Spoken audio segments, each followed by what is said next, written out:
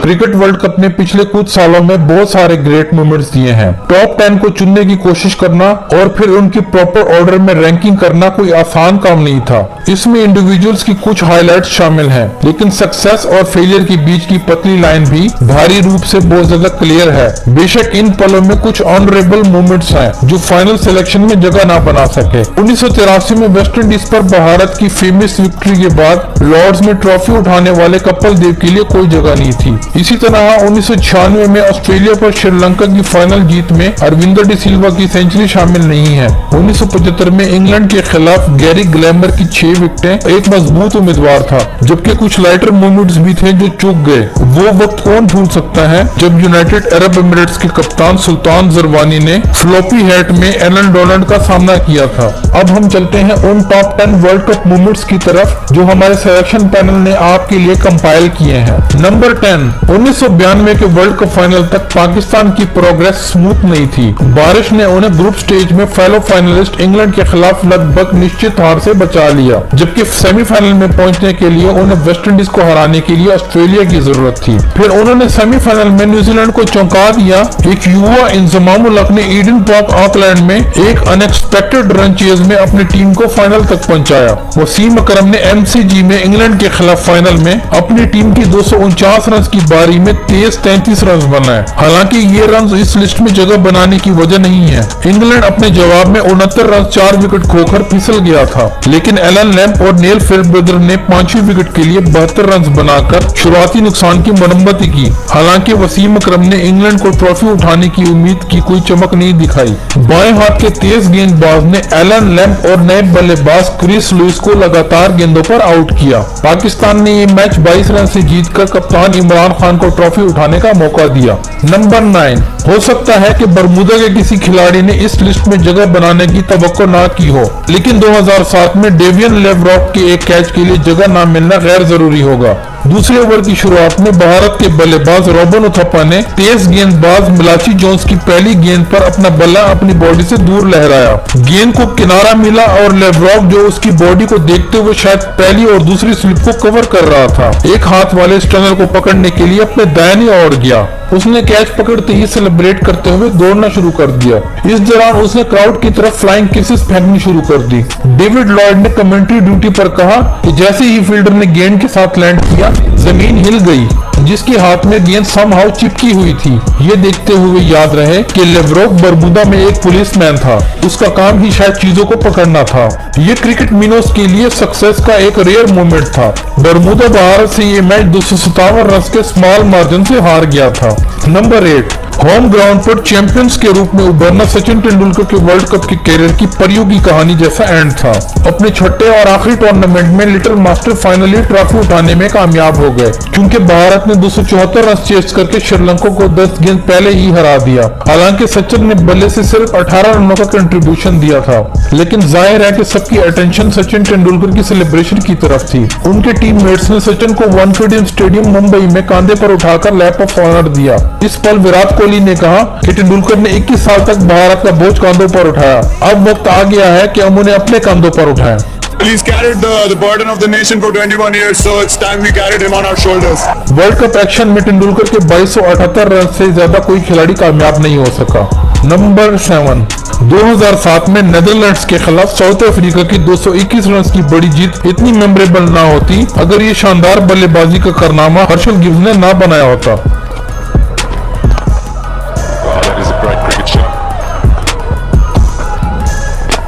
Gibbs goes again.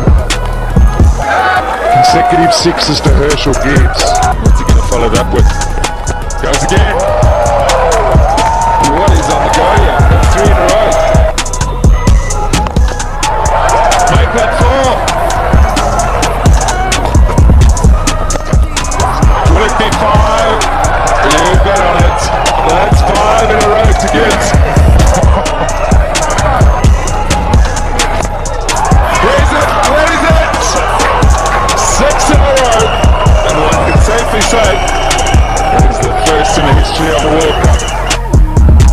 England अब तक world cup में 4 बार फाइनल में पहुंचा और सिर्फ एक बार वर्ल्ड कप फाइनल जीत पाया। 1987 के वर्ल्ड कप में वो ट्रॉफी उठाने के लिए सबसे ज्यादा करीब चले गए थे, जब उन्होंने ईडन गार्डन में कचाकच भरे हुए क्राउड के सामने ऑस्ट्रेलिया का सामना किया था। अपने एशेज राइवल्स को 253 रन पर रोके रखने के बाद कप्तान माइक गेटिंग और बिल लेथी के एक साथ क्रीज पर होने पर इंग्लैंड जीत की ओर बढ़ रहा था।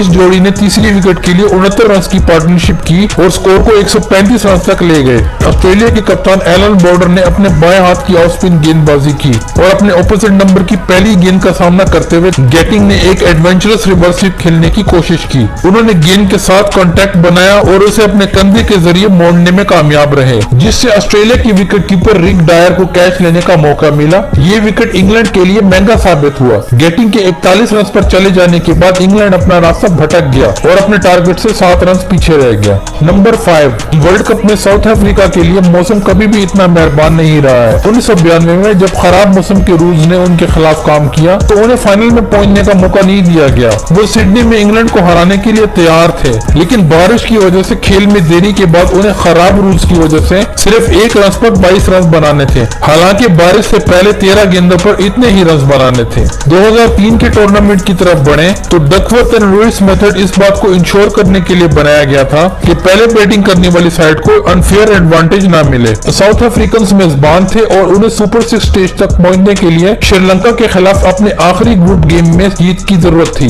बारिश का खतरा उनको परेशान कर रहा था क्योंकि उन्होंने 269 रन को चेस करना था। हालांकि मुथाया मुरलीधरन की एक गेंद पर मार्क बोचर के एक छक्के ने उन्हें रिक्वायर्ड रन रेट से आगे रखा, लेकिन उनके स्कोर बोर्ड पर सिर्फ 229 रन थे और डकवर्थ एंड लुइस मेथड के अकॉर्डिंग मार्क बोचर ने सोचा कि ये रन काफी हैं और ओवर की आखिरी गेंद को उन्होंने रोक लिया ताकि कोई विकेट ना गिर जाए और इस बॉल पर कोई रन नहीं आया। उसके बाद बारिश की वजह से अंपायर्स खिलाड़ियों को मैदान से बाहर ले गए तो पता चला कि south Africa Duckworth and Louis method apply करने के बाद टारगेट से सिर्फ 1 रन पीछे था। बारिश की वजह से खेल दोबारा शुरू ना हो सका और साउथ अफ्रीका का वर्ल्ड कप जीतने का ख्वाब बारिश में धुल गया।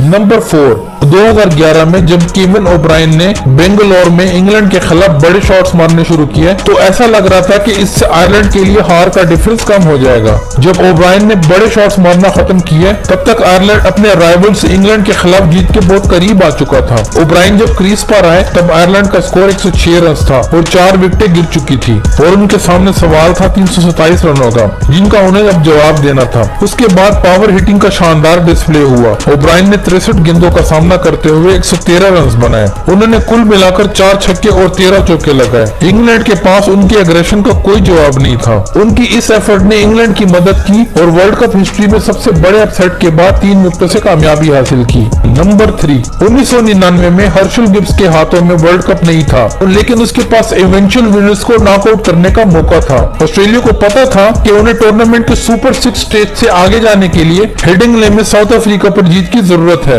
साउथ अफ्रीका जो पहले से ही सेमीफाइनल में अपनी जगह पक्की कर चुका था, ने पहले बल्लेबाजी का फैसला करने के बाद 271 का स्कोर बनाया। गिब्स 101 रन बनाकर सबसे आगे थे। हालांकि उनकी ये बेहतरीन बारी मैच में उनका सबसे नोटेबल कंट्रीब्यूशन नहीं था। टारगेट का पीछा करने उतरे कप्तान स्टीव वो और रिकी पॉन्टिंग ने खराब शुरुआत झेलने के बाद कड़ी टक्कर दी और 31वें ओवर में स्टीव वो ने लास्ट क्रूजर की गेंद को हवा में उड़ा दिया। हर्षल गिब्स को बमुश्किल मिड विकेट पर आगे बढ़ना पड़ा। हालांकि उन्होंने शुरुआत में गेंद को साफ लिया, लेकिन जब उन्होंने उसे सेलिब्रेशन में गेंद ऊपर फेंकने की कोशिश की तो यह उनके हाथों से फिसल गई। इस चांस के बाद स्टीव वो ने 120 रन बनाए और अपनी टीम को 3 विकेटों से जिताने के बाद सेमीफाइनल में पहुंचाया। नंबर 2, 2003 के वर्ल्ड कप में देखा गया कि मैदान में होने वाली कार्रवाई से अक्सर ध्यान हट जाता है। जिम्बाब्वे में मैच खेलने के लिए डिसीजन को यूनिवर्सली अप्रूव नहीं किया गया था। इंग्लैंड ने सिक्योरिटी रीजंस की वजह से को-होस्ट जिम्बाब्वे के खिलाफ अपना मैच फॉरफिट करते हुए वहां ट्रेवल करने से इनकार कर दिया।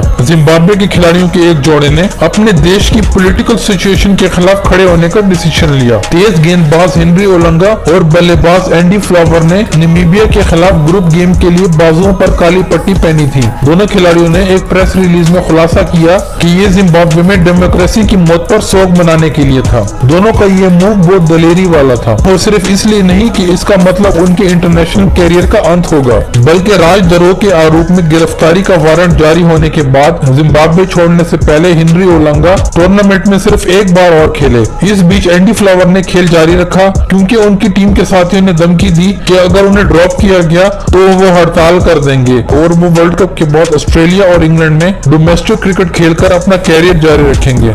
नंबर 1, 1999 के वर्ल्ड कप के दौरान एडवेस्टन में ऑस्ट्रेलिया और साउथ अफ्रीका एक ड्रामेटिक सेमीफाइनल में बराबरी पर थे। दोनों टीमें 213 रन पर आउट हो गई। हालांकि सिर्फ स्कोर बता देने से पूरी कहानी एक्सप्लेन नहीं हो जाती। दूसरे नंबर पर बल्लेबाजी करते हुए शेन वॉर्न के ब्रिलियंस के कारण साउथ अफ्रीका का चेज रुक गया था। लास्ट क्लूजनर ने फाइनल स्टेजेस में साउथ अफ्रीका के फेवर में खेल को वापस स्विंग किया। लास्ट क्लूजनर और आखिरी खिलाड़ी एलन डोनाल्ड के साथ आखिरी ओवर में 9 रनों की जरूरत थी। लास्ट क्लूजनर ने पहली 2 गेंदें जो डेमियन फ्लेमिंग की तरफ से की गई थी बाउंड्री पर पहुंचा दिया। हालांकि लॉर्ड्स में फाइनल में अपनी जगह बुक करने के लिए बकिया ओवर्स में सिर्फ 1 रन की जरूरत थी, लेकिन साउथ अफ्रीका लाइन क्रॉस करने में नाकाम रहा। ओवर की चौथी गेंद पर एलन डोनाल्ड रन आउट हो गए।